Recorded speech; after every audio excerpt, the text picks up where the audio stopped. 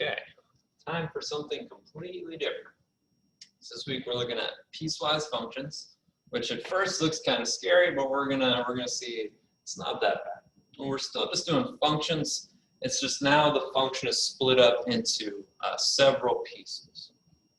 So the first thing we look at is we can see how, depending on where the domain is, the actual math we're going to do switches up a little bit. So you've never seen this before. It might help if we graph it out. So let's try that. You don't have to graph to do any of this, but it might help if you see what a graph of this looks like.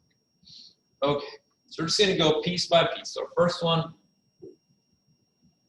g of x is -3 as long as x is less than or equal to -4.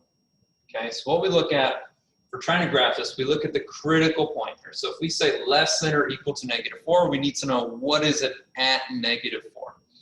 So when x is -4, it tells us that the y value is just going to be -3. So I can plot a point at -4, 1, 2, 3, 4, down 3.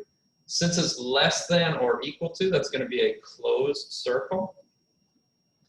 Okay. And then any value less than that, so if x was -5, y would still be -3. If x was -6 or -7, it's just going to keep being -3. So it's going to give us this horizontal line. Okay. So that's what our function looks like when x is less than or equal to -4. So we come to our second part. Let's try that again.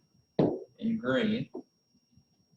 So what is this function going to look like between -4 and +2? Okay, so again, we look at our critical points. So when x is -4, y just equals the same value as x. So when x is -4, y would be -4. So we're going to plot a point at -4.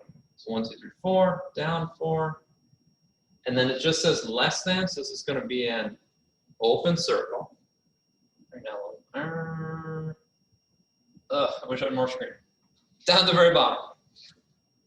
Okay, and then it goes all the way up to +2. So when x is 2, y is just going to equal the same thing. So I'm also going to have an open circle at +2, +2. And then we see, since it's just y equals x at that point, the slope is just 1. So we'd also have points everywhere in between, so we can connect those with a solid line. So that's what our function looks like between -4 and +2. It's just y equals x. Okay? And then our third part, just, oh my goodness, I picked blue. I want blue. There it is. So we need the rest of the line. What about when x is greater than or equal to -2?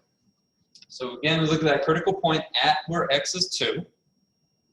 So we say that's going to be -x plus 6. So -2 plus 6 is 4. So we're going to have a point at when x is 2, y is 4. I lucked out. I didn't look at it. But since it's greater than or equal to, that's going to be a closed circle. This got a slope of -1 because it's -x, so I know I can just go over 1, down 1, or down 1, over 1.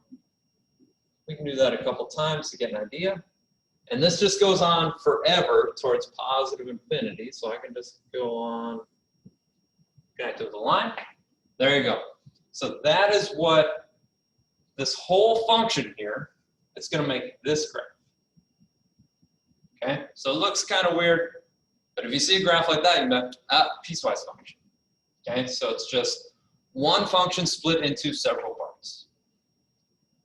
And then to answer the question, now that we have the graph, it's a little bit easy. We say what's the value of y when x is 3?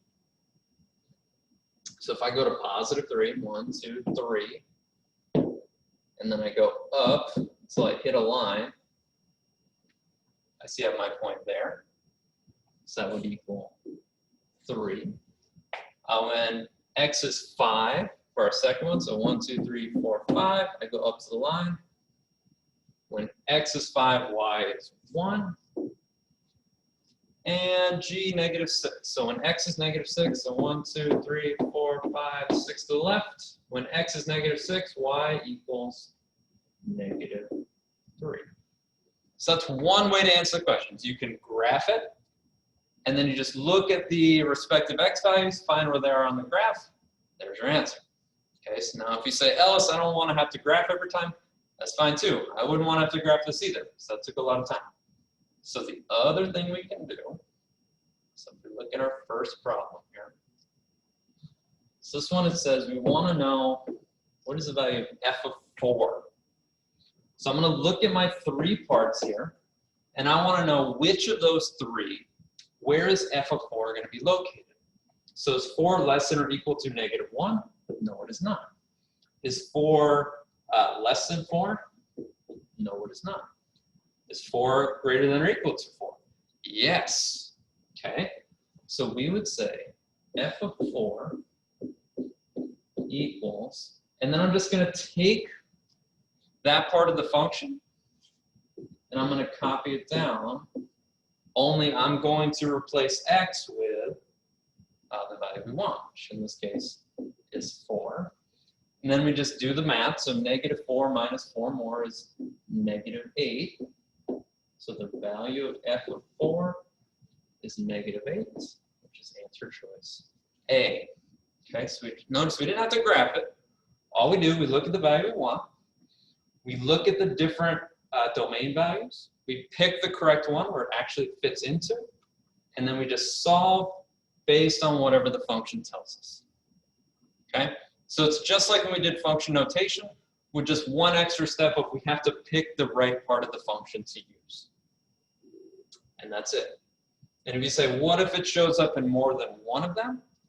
And I'll tell you that can't happen, because x has to have its own unique y value. X can't repeat, otherwise it wouldn't be a function at all. All right, so try them out.